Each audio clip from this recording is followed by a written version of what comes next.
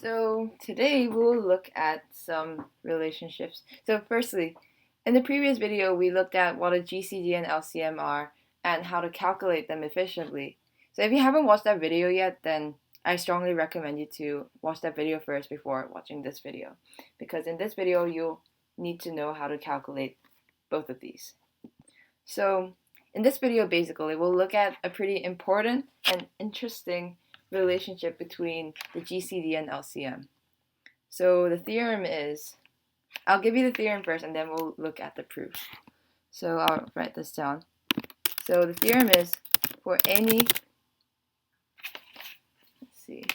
for any natural numbers A and B. Okay, I'll just put this here. For any natural numbers A and B,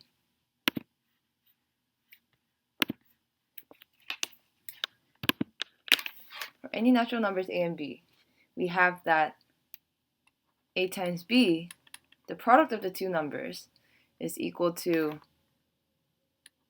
the product of the GCD of the two numbers times the product of the GCD of the two numbers and the LCM of the two numbers.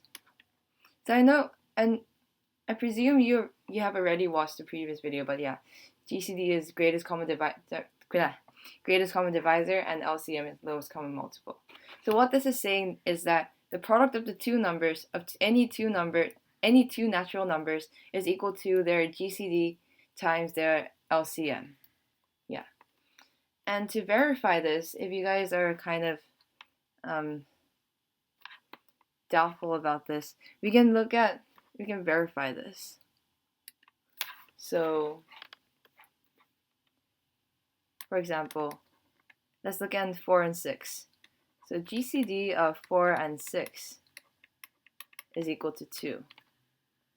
LCM of 4 and 6 is equal to 12. I'm just doing this quickly because I presume you guys already know how to calculate these things. And the product of 4 and 6 is equal to 24. And we can quickly check that the product of the GCD and LCM, 2 times 12, is equal to the product of the two numbers, 24. So we can verify it. But we want to know why this works for all natural numbers. So now we'll just go over the proof. Yes. And this proof will require some knowledge on how to calculate the GCD and LCM.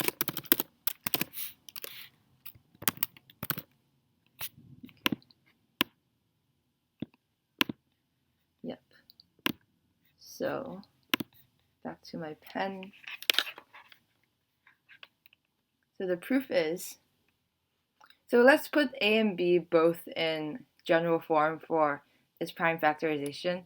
So we can put A as, let's see, okay, I'm not gonna bother putting these in different colors, maybe. A is equal to P1 times, actually I'll just put them in different colors. P1 to the A1 times P2 to the A2 all the way up to PK times PK to the AK for some prime numbers P1, P2 all the way up to PK, and any non-negative integers A1, A2 all the way up to AK. And let's say B is equal to basically the same format, but instead its exponents will be different. I'll put this in red this time. P1 to the B1 times P2 to the B2 times all the way up to PK to the BK. Yeah, so we put both natural numbers A and B in general form in terms of factorization. So let's put, having this in mind, let's put the GCD and LCM in terms of these P's and A's and B's. So first let's look at the GCD of A and B. So the GCD of A and B would be, first I'll just write the, actually, okay. So if we recall our previous video, we found the GCD by looking at the minimum exponents of each prime factor. So for the GCD, we will have P1 to the minimum of A1 and B1 times P2 to the minimum of A2 and B2, all the way up to Pk to the power of the minimum of AK and Bk to find the GCD. So this would just be equal, so the GCD would be equal to, so it will be P1 to the power of the minimum, oh, my handwriting, the minimum of A1 and B1.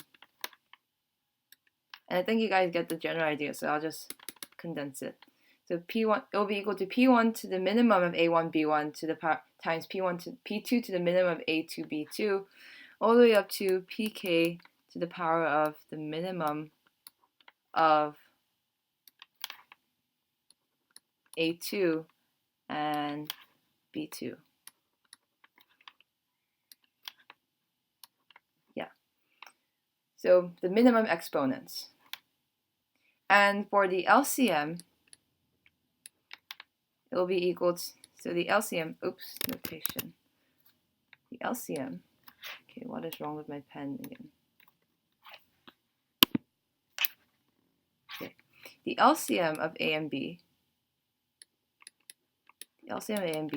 same idea, but this time it will be, to find the LCM, we will need to find the largest exponent, so the maximum exponent between the two numbers for each prime factor. So it will be equal to P1 to the power of the maximum of A1 and B1, and times P2 to the power of the maximum of A2 and B2, all the way up to Pk to the power of the maximum of AK and Bk. So if we write this would say P1 to the power of the maximum of A1 and B1. This will be a bit slow because I have to change the pen colors. All the way up to Pk to the power of the maximum of A2. Oh no, that is AK. Did I write AK? No. Sorry about that.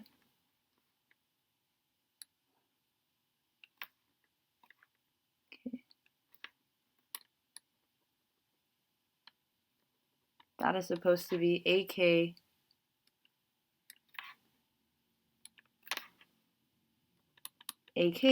and BK. Yeah, sorry if I confused you. AK and BK. And for this too, it will be the max Pk to the power of the maximum of AK. What is that? Okay.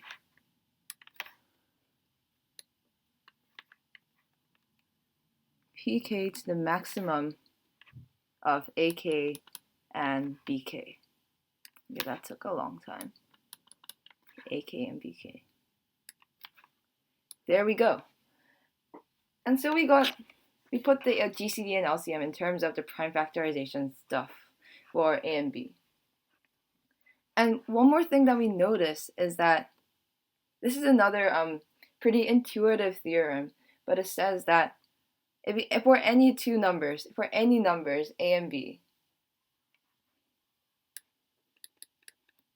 so let's just say like AI and BI. So the sum of the minimum of the two numbers and the maximum of the two numbers is equal to the sum of those two numbers.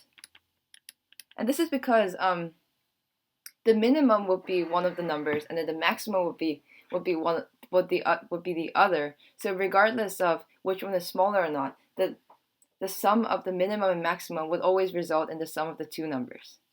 And this is pretty obvious, yeah. So if AI is the minimum, then BI will be the maximum, and then AI is the maximum, then BI will be the minimum. And regardless of which one's bigger or smaller, it will always result in the sum of these two things would always result in the sum of the two numbers. So this is good news. So if we multiply these two numbers, let's see what happens. If we multiply GCD and LCM together, if we multiply these two numbers together,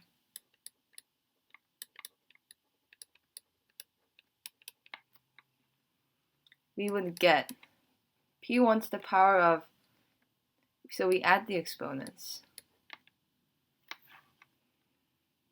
Oh no, I just keep changing these colors again.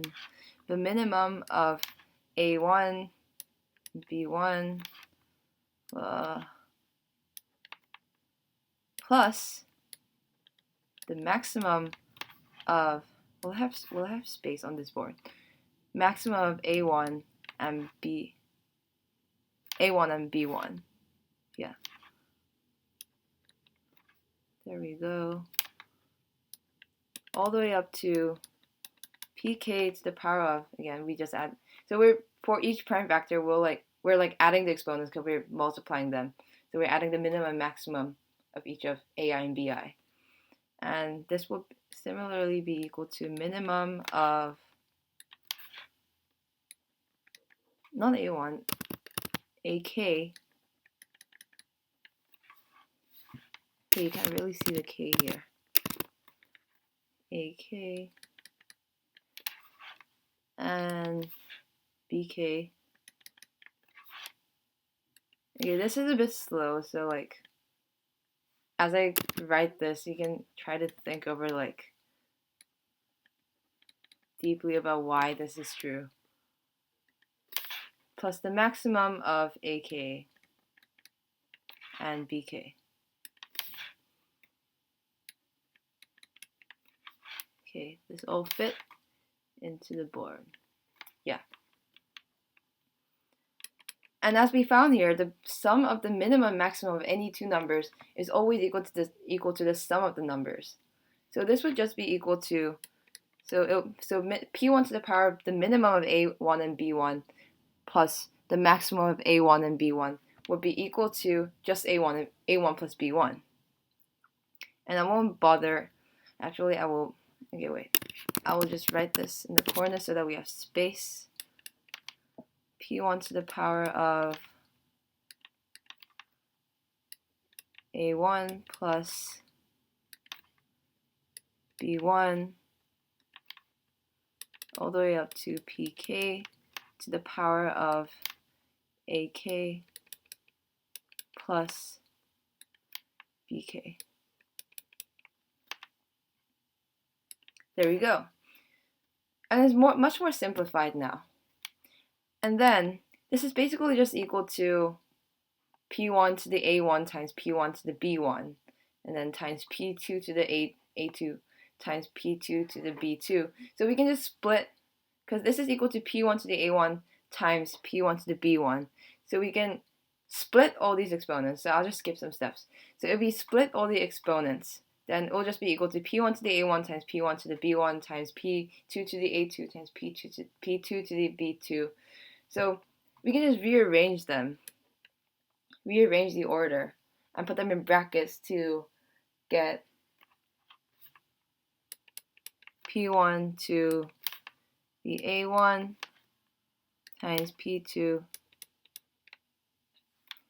I'll just all the way up to PK to the AK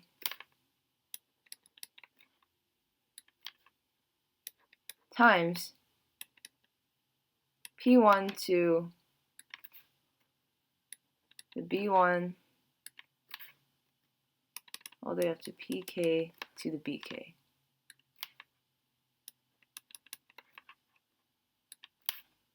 Yeah, so what we did in this step, I skipped so many steps, oh my god. I split the exponents because this is equal to P1 to the A1 times P1 to the B1 and so on. So we just rearrange the orders to group the A's together and then the B's together. And it turns out that the reason we did this is because this group is basically just equal to A.